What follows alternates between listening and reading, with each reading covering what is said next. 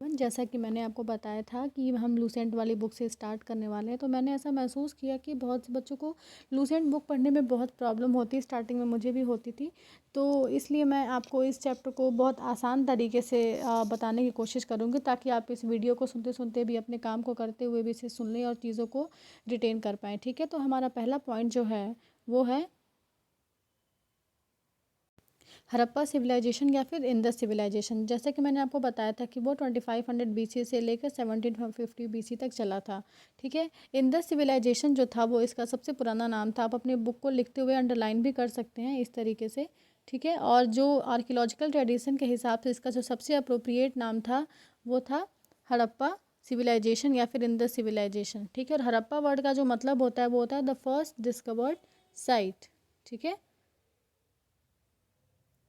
और geographical point of view से देखा जाए तो इसका सबसे सुटेबल नाम सरस्वती सिविलाइजेशन था। ठीक है, आप चाहें तो इसे अपनी कॉपीज़ या नोट्स में मेंशन भी कर सकते हैं कि जो जॉन मार्शल थे वो इस टर्म को देने वाले सबसे पहले व्यक्ति थे। यानी कि इंडस सिविलाइजेशन वर्ड अगर किसी ने कॉइन किया था तो वो थे जॉन मार्शल। ठीक है, जॉन मार्शल, यहाँ पे उनका नाम लिखा हुआ है, आप इसको हाईलाइट वगैरह कर सकते हैं अपने बुक में ही। मेरे ख्याल से ये बुक अपने आप में पर्याप्त नोट्स है, तो आपको नोट्स बनाने की कोई ज़रूरत नहीं है। तो उसके बाद ये है कि जो इंडस सिविलाइजेशन था वो प्रोटो हिस्टोरिक पीरियड, यानी कि चैल्को, हमारा जो 4 एजेस थे ना, चारकोलिथिक, मेसोलिथिक, पैलियोलिथिक, तो वो सारे एजेस में उनके बारे में भी मैं आपको बता देती हूँ। तो जो पहला एज था हमारा वो था पैलियोलिथिक एज, पैलियोलिथिक पीरियड। ठीक है, और जो दूसरा था वो क्या था, मेसोलिथिक, तीसरा नियोलिथिक, चैल्कोलिथिक और आयरन एज। जो पैलियोलिथिक पीरियड था वो हमारा 2 मिलियन BC से लेकर 10,000 BC तक था। फिर वैसे ही हमारा मेसोलिथिक जो था वो था आपका 8,000 BC से लेके अराउंड 4,000 BC तक। ठीक वैसे नियोलिथिक जो था वो 4,000 BC से लेके 1500 BC के अराउंड। फिर चैल्कोलिथिक पीरियड जो था वो 1500 BC से लेकर के और 600 BC तक अराउंड। लेकिन कहा जाता है कि चैल्कोलिथिक पीरियड में ही ये हम जो हमारा इंडस वैली सिविलाइजेशन था वो इसी एज में ही आया हुआ था। ठीक है, तो ये आपको आई होप अच्छे से समझ में आ गया होगा।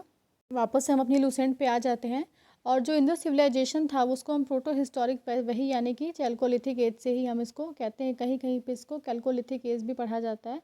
ठीक है, डिपेंड्स ऑन योर प्रोनाउंसिएशन। और इंडस सिविलाइजेशन जो था वो हमारे स्प्रेड ओवर कहाँ कहाँ ये फैला हुआ था, तो ये मैं आपको मैप के माध्यम से दिखाना चाहूँगी।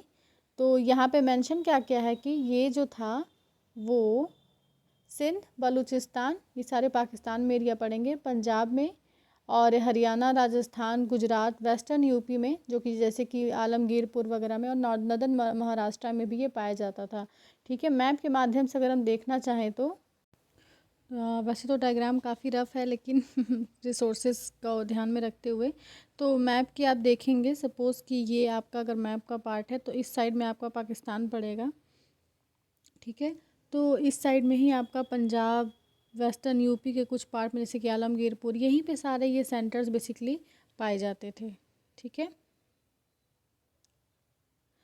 तो उसके बाद ये कह रहा है कि आपका जो नेक्स्ट पॉइंट है, कह रहा है कि जो कुछ जो स्कॉलर्स थे वो ये भी मानते थे कि जो हड़प्पा है वो घाघर और मोहनजोदारो को भी रिप्रेजेंट करता है, और वो जो घाघर और मोहनजोदारो वो इनका हार्टलैंड है, यानी कि सेंटर में पाया जाता है, जैसे कि एमपी को इंडिया का हार्ट बोला जाता है।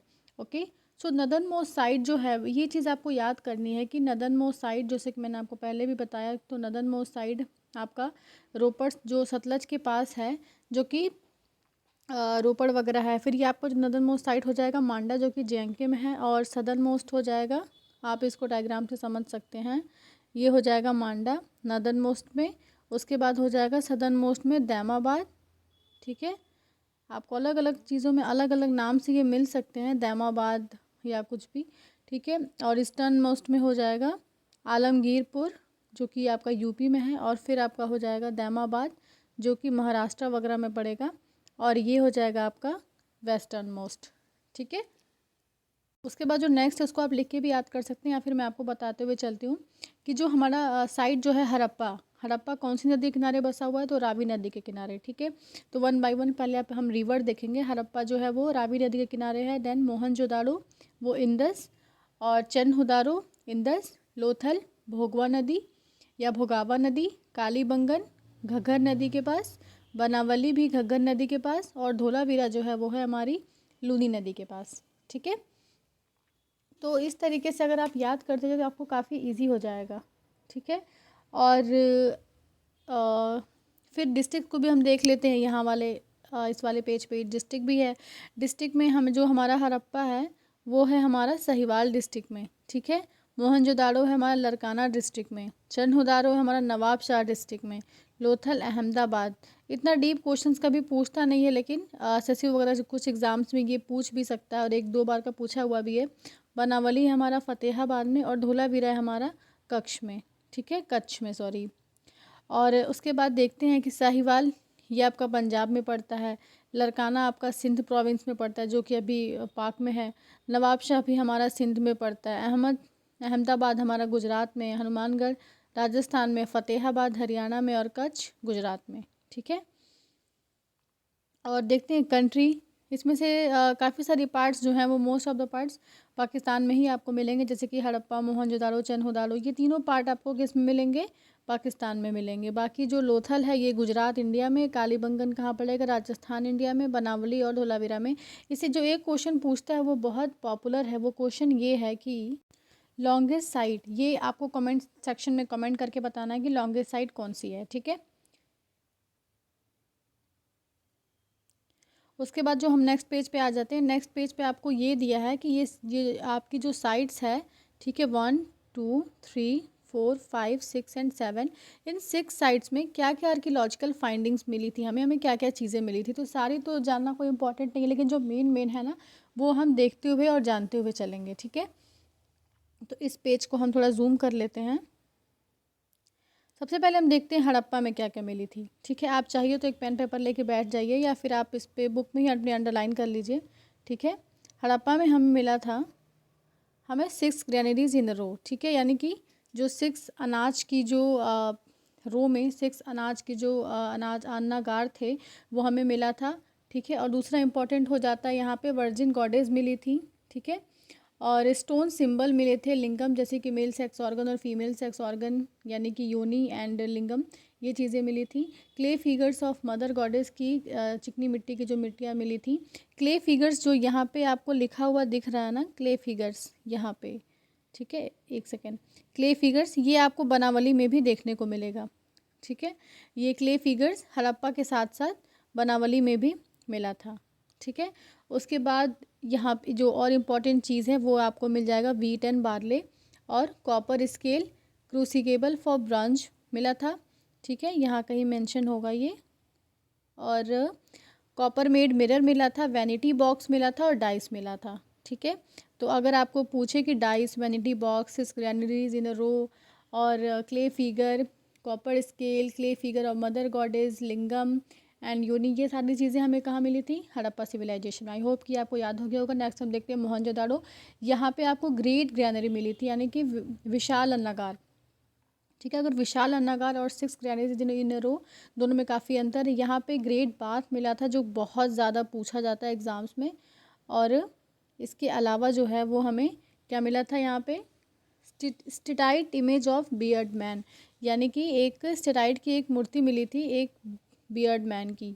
ठीक है, उसके बाद यहाँ पे जो एक और ख़ास चीज़ मिली थी वो थी न्यूड वुमेन डांसर। ठीक है, nude women dancer, steatite image of bearded man. और क्या था यहाँ पे, मेसोपोटामिया सील्स मिले थे। बस इतने ही है जानने के लिए। यहाँ पे चंद उदाहरणों में देखते हैं। यहाँ पे मिला था सिटी विदाउट द सीतादिल। सीतादिल आपको बताऊँ, सीतादिल आपको पता है क्या होता है? ओके, मैं बता देती हूँ। सीतादिल होता है, सीतादिल कुछ ऐसा होता है, मैं आपको इमेज दिखाना चाहूँगी। तो इस इमेज को देख के आपको यही लग रहा होगा कि सीतादिल यानी कि एनी काइंड ऑफ फोर्ट्रेस, कोई भी किला जो काफ़ी ऊंचाई पे बना हो, तो वो उसे हम कहते हैं सीतादिल। ठीक है, ठीक है, हाँ। तो ये सारी चीज़ें मिली थी। लोथल में हमारा मिला था डॉकयार्ड, राइस हस्क, और आपको सिटी विथाउट सीतादिल का मैंने ऑलरेडी बता दिया कि वो फोर्ट्रेस जो बहुत ऊंचाई पे बना हो। इसके अलावा चंद हुदारों में आपको लिपस्टिक मिली थी, पॉट मिला था, मेटल वर्कर्स मिले थे, और टेराकोटा की बुलक कार्ट वगैरह मिली थी, और ब्रॉन्ज टॉय कॉट मिला था, जो कि आपको यहाँ लिखा हुआ दिख रहा होगा। ठीक है, तो इसके अलावा जो आपको आ जाते हैं कालीबंगन पे। कालीबंगन पे हमें मेरा जो जुते हुए खेत यानी कि प्लॉटेड फील्ड सरफेस, ठीक है।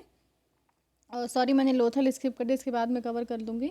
और यहाँ पे साथ ही साथ 7 फायर अल्टर्ड अग्नि की बेड़ियाँ, अग्नि की फायर अल्टर्ड जिसको बोलते हैं, वो यहाँ पे साथ मिले थे। यहाँ पे डेकोरेटेड ब्रिक्स मिले थे, wheels of a toy cart मिले थे, टॉय कार्ट के व्हील्स मिले थे, और मेसोपोटामियन सिलिंड्रिकल सील भी मिला था। लोथल में हमें क्या मिला था, सबसे इम्पॉर्टेंट लोथल में हमें मिला था डॉक यार्ड, ठीक है। डॉक यार्ड हमें यहाँ पे लोथल से ही मिला था, ठीक है। डॉक यार्ड, राइस हस्क यानी कि चारा वही, और यहाँ पे terracotta figurine of a horse मिला था, drawing wet Persian Iranian seal, ठीक है, ये सारी चीज़ें मिली थी। और पेंटेड जार भी मिला था जिसमें बर्ड एंड फॉक्स की इमेजेस थी। उसके बाद नेक्स्ट बच जाता है हमारा कालीबंगन में। कालीबंगन में हमें मिला था, जो कि हमने ऑलरेडी डिस्कस कर लिया हुआ है। उसके बाद नेक्स्ट बचा आपका बनावली। बनावली कहाँ पे है, कमेंट सेक्शन में कमेंट करके बताइए, ठीक है। बनावली में हमारा मिला था चेस बोर्ड मिला था, टाउन प्लानिंग मिला था, और यहाँ पे सिस्टमेटिक ड्रेनेज सिस्टम मिला था। अगर कोई पूछे कि सिस्टमेटिक ड्रेनेज सिस्टम कहाँ मिला था, तो हम बोलेंगे कि बनावली में मिला था। टॉय प्लॉट मिला था, और क्ले फिगर मिला था मदर गॉडेस का। यहाँ पे लिंगम की बात नहीं हो रही, ऊपर हड़प्पा में हमें मिला था क्या, फीमेल सेक्स ऑर्गन वाली इमेज, लेकिन यहाँ पे हमें सीधे सीधे क्या मिला, clay figure of mother goddess, ठीक है। उसके बाद धोलावीरा में मिला था unique water harnessing system and its form storm water drainage system, ठीक है। वेल विथ बाथ, ठीक है। Only side to be divided into 3 parts, ये आपको धोलावीरा में मिला था कि इकलौता साइड जो 3 पार्ट्स में डिवाइडेड है, ये काफ़ी इंपॉर्टेंट हो जाता है। और साथ ही साथ धोलावीरा में हमें स्टेडियम भी मिला था, ठीक है। आ जाते हैं सुरकोदा पे। यहाँ पे बोन्स ऑफ हॉर्स, ये पीसीएस में कई बार पूछा हुआ क्वेश्चन है, बोन्स ऑफ हॉर्स कहाँ मिला था, यूपी पीसीएस में। और यहाँ पे साथ ही साथ ओवल ग्रेव मिला था और पॉट बरियल्स मिले थे। नेक्स्ट आ जाता है दैमाबाद।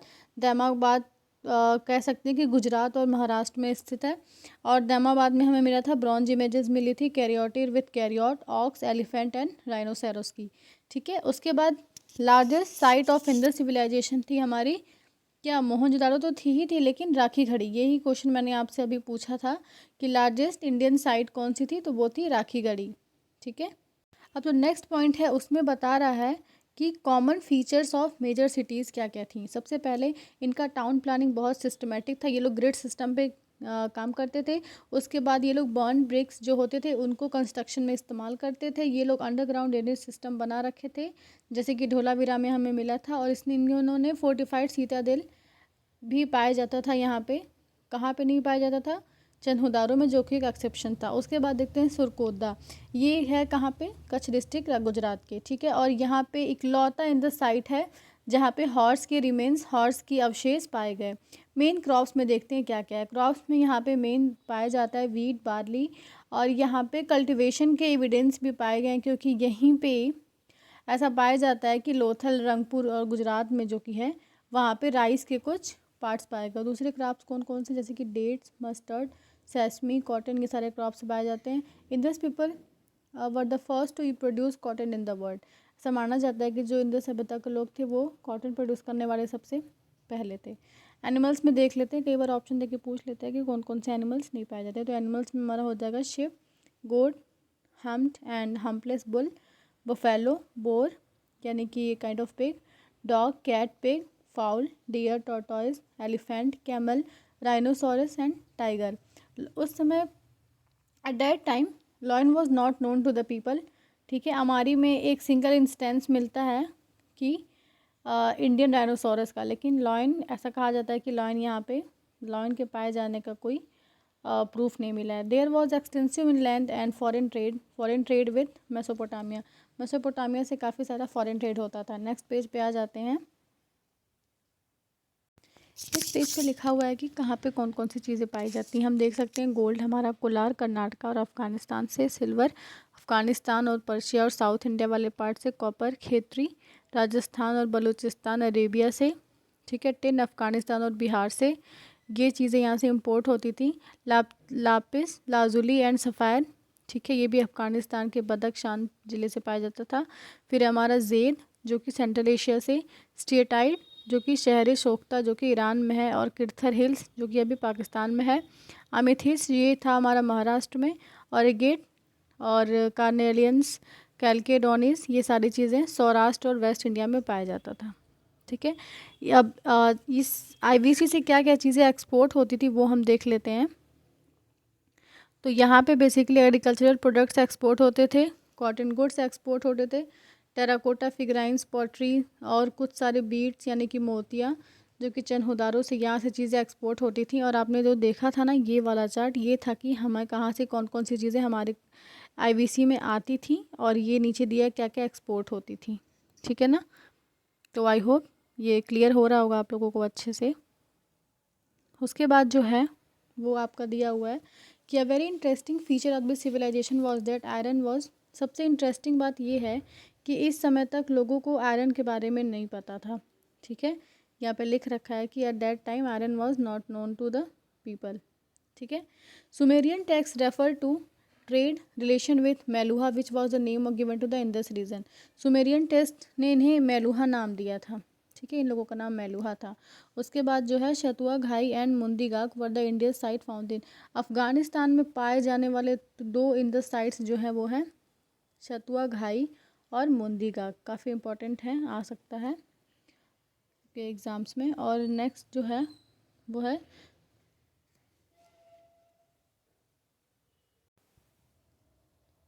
देख सकते हैं हम कि जो लोथल था वहाँ का सबसे एंशियंट पोर्ट था, और इंडस सिविलाइजेशन था वो बेसिकली जो अर्बन सिविलाइजेशन था। ऐसा इसका कोई क्लियर कट एविडेंस तो नहीं मिला, लेकिन जो हमें आर्कियोलॉजिकल फाइंडिंग्स मिली थी उसके आधार पे हम कह सकते हैं कि वो अर्बन सिविलाइजेशन बेस्ड था। और उसके बाद यहाँ पे बेसिकली योनी वर्शिपिंग की काफ़ी चलन था इस चीज़ का।